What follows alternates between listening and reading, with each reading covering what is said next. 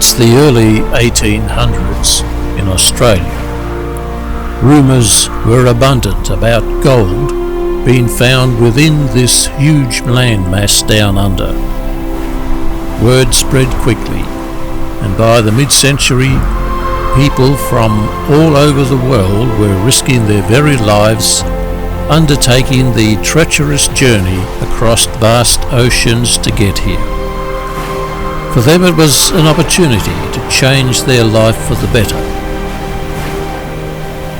Many lost their lives in the process due to sickness, foul play and unpredictable weather events. The vast watery deep became the final resting place for many people. The great Australian gold rush was now on. From the goldfields of West Australia to the southern tip of this great land, the state of Victoria, it now became home for many different cultures from all over the world.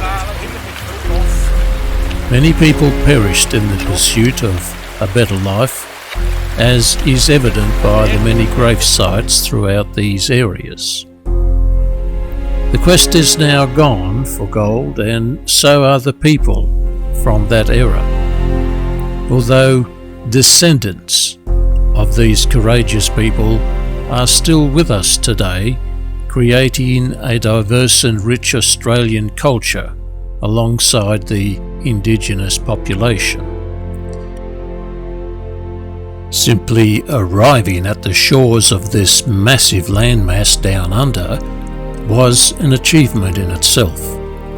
What lay ahead of them was a long, treacherous journey through inhospitable terrain into the interior where the goldfields were. This required weeks traversing down dusty dirt roads or tracks, also shared by opportunistic bushrangers. Law and order was scarce. The lure of gold and perhaps riches was motivational. For the new settlers, Australia offered some spectacular scenery. That would be short-lived as the gold-bearing areas were further inland. Conditions were harsh, water was scarce, and depending on what time of the year, it was either blistering hot or freezing. For the new arrivals, there were sights and sounds in this land found nowhere else in the world. The most venomous creatures known to man were also here. And what's more, no matter where you went, you always felt as if you were being watched or laughed at. That was what awaited the new arrivals to this land.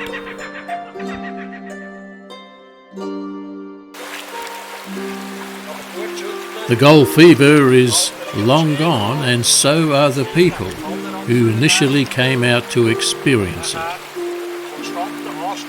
Descendants of these courageous people are still with us today, creating a diverse and rich Australian culture alongside the indigenous population. Huge amounts of gold was extracted from these areas over many decades. The rest is history. One such area known as the Rushworth Goldfields is our destination today. Located in central Victoria, a 2-hour drive north of Melbourne. The goldfields are no longer viable, but the small town of Rushworth is still here and attracting a constant stream of visitors from the city. Those who want to experience the Australian bush with its unique fauna and flora. Its current population is approximately 1,500 people, although back in the 1800s, when gold was mined here, it is estimated up to 40,000 people were present. 26 gold mines operational, and the associated shops and banks. It was quite a community.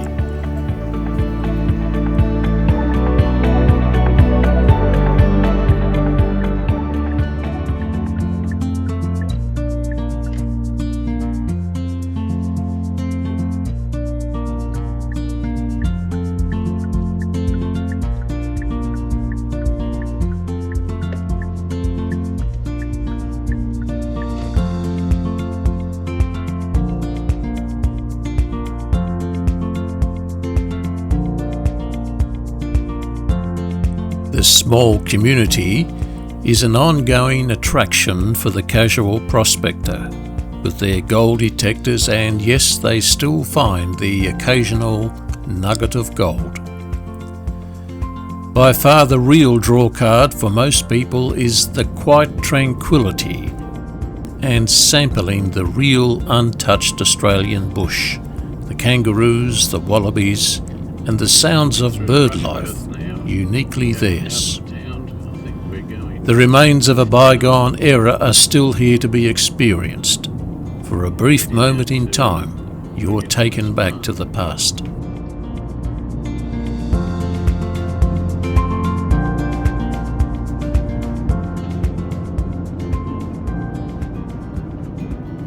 This area is part of a much bigger gold-bearing expanse of land that stretches all the way from Beechworth through here over to Bendigo, Ballarat and beyond, and it produced thousands of tons of gold.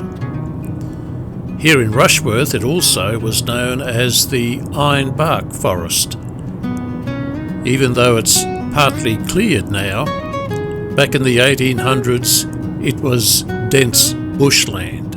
The ironbark trees given that name due to a thick layer of bark that surrounds the tree. We've been invited to a bushland retreat.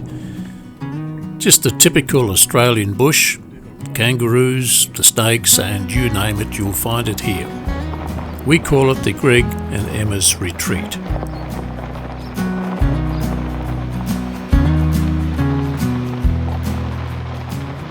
It's a 20-minute walk through natural Australian bush, and it's typical gold country. You could be walking over a nugget of gold and not know it.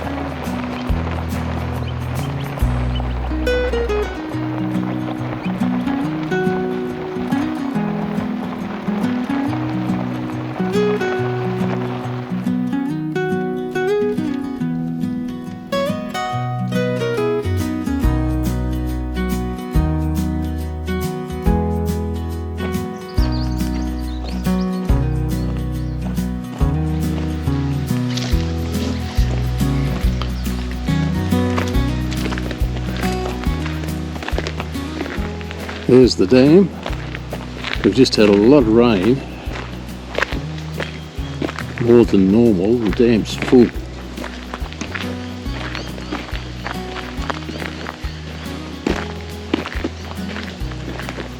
There's a hill around here, the water comes from up there and works its way down in here.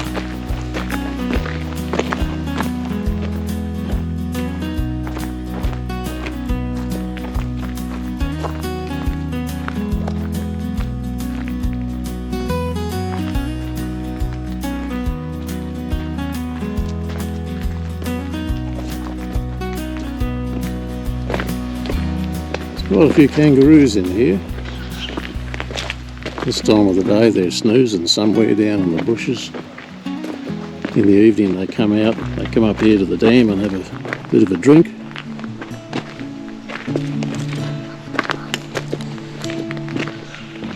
It's Greg and Trish.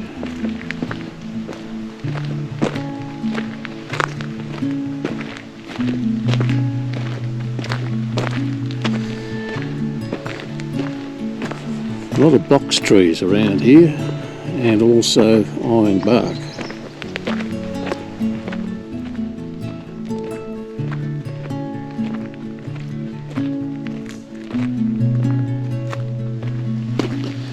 It's about a half-hour walk to go right round the farm. It's quite relaxing.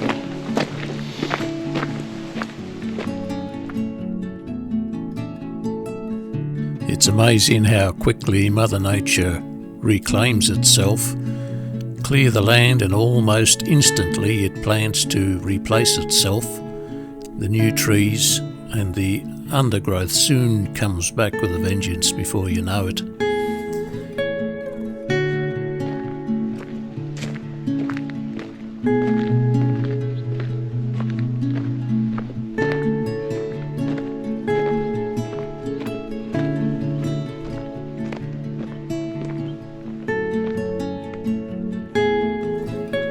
If you're wondering where the kangaroos are and whatever else there is in here, rest assured they know we're here. Early morning or evening is when they usually come out.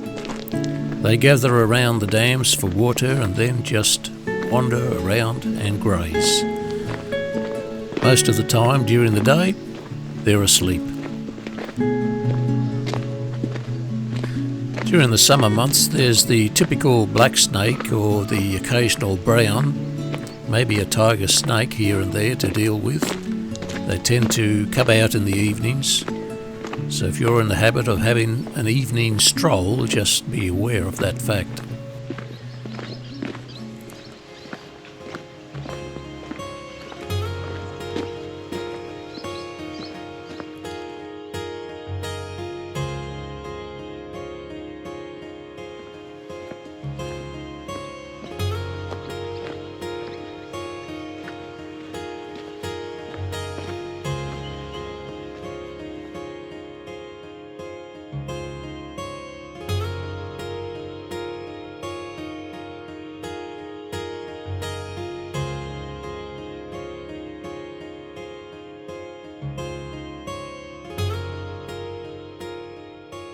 On our left here is typical grazing land, there's no gold there.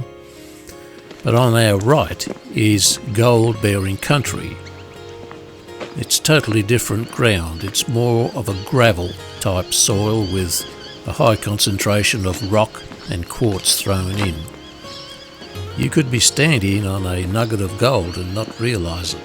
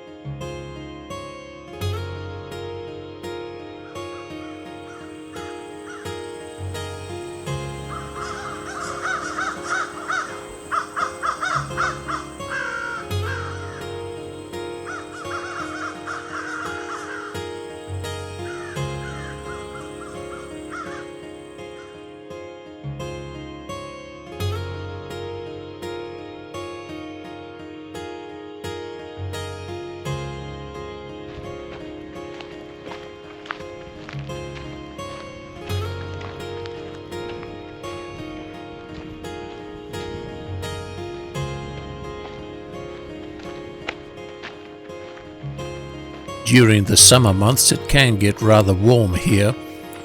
This tree is like nature's air conditioner. Have a rest here for a few moments and then you're ready to track on.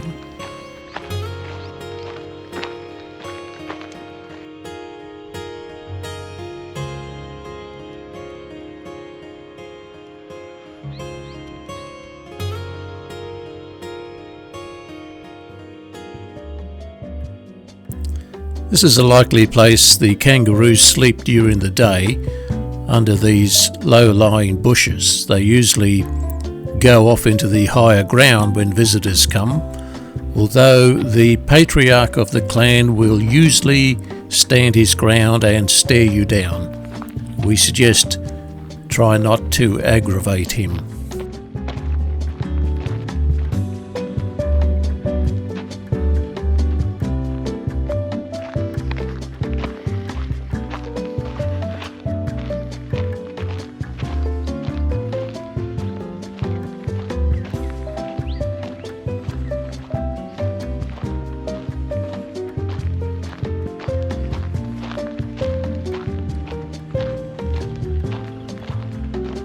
If dirt bike is your thing and youth is on your side, this could be an ideal place.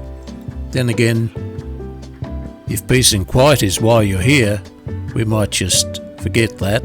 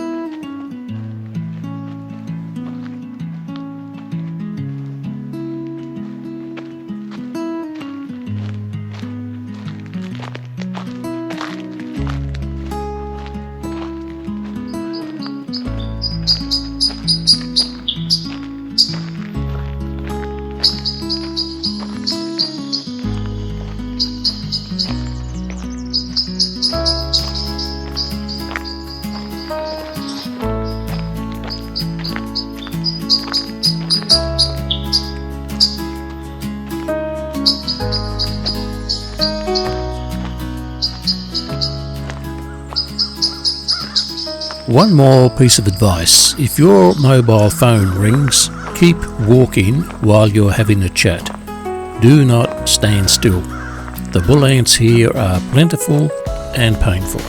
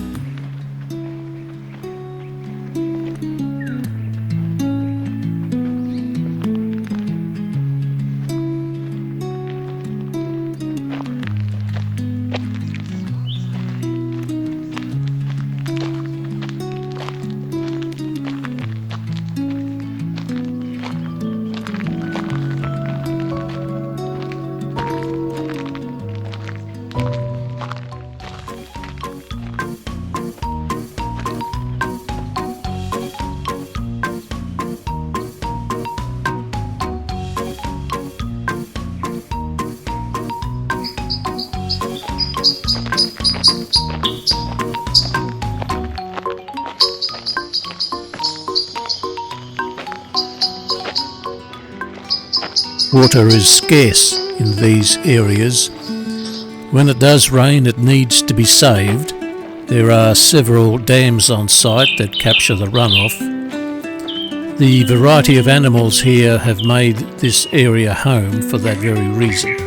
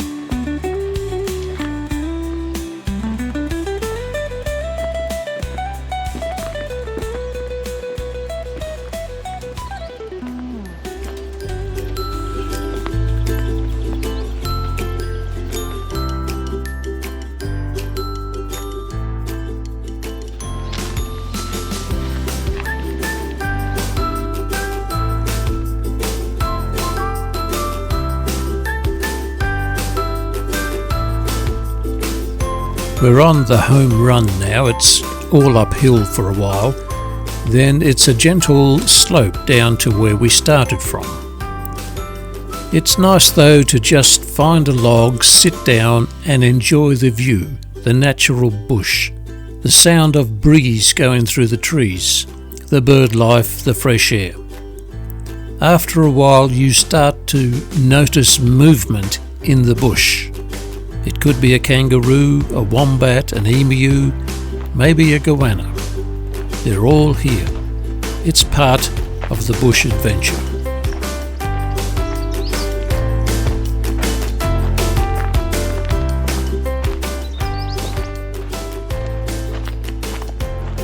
If you're planning to dig a hole or a trench in this kind of country, you'll need one of these, as gold-bearing ground is highly concentrated with rock. Garden soil needs to be brought in if you plan to grow your own veggie garden. And if you do, don't forget to fence it off, as the wildlife will devour it. If you're planning to do some camping in this area, we suggest serious camping equipment only, as these fellows, the size of a small crock, are prevalent. Just keep out of their way and you'll be fine. Avoid climbing a tree if you think that's going to be your escape, as they are notorious tree climbers. The snakes, large territorial kangaroos, the bull ants, wild boars, they live here too, so be prepared. This is their home. By the way, legendary stories speak about sightings of the elusive Australian yowie just 15 kilometres south of here. All part of the adventure. We hope you enjoyed the tour of Greg and Emma's property, and we thank them for the opportunity to experience the outdoor sights and sounds.